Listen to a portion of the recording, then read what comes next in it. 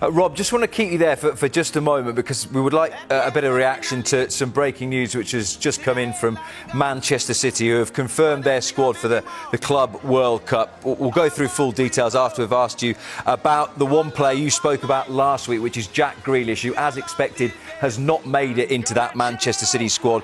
And maybe just a reminder and a little bit more analysis of what Thomas Tuchel had to say about his international future if indeed he doesn't keep playing games for his club.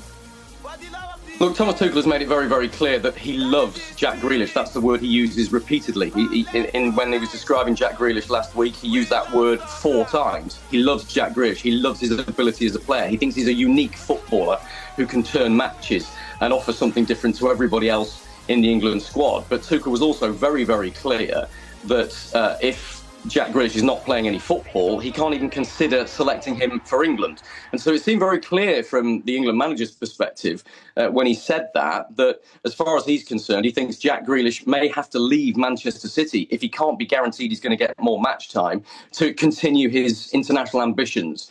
And we expected this to happen. We expected Jack Grealish to be left out of the Club World Cup for Manchester City. Now that he has been, I think it confirms what we've all thought, that Jack Grealish's future at Manchester City is hanging by a thread.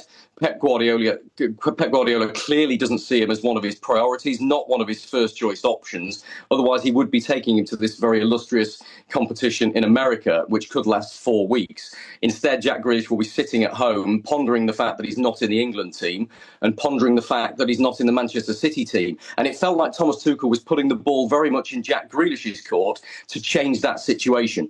Tuchel didn't criticise Pep Guardiola for not playing Jack Grealish. He said that it's up to Jack Grealish to make sure he's getting more match time. And so that hinted to me that maybe the England manager thinks Jack Grealish needs a move to further his career both at club and international level.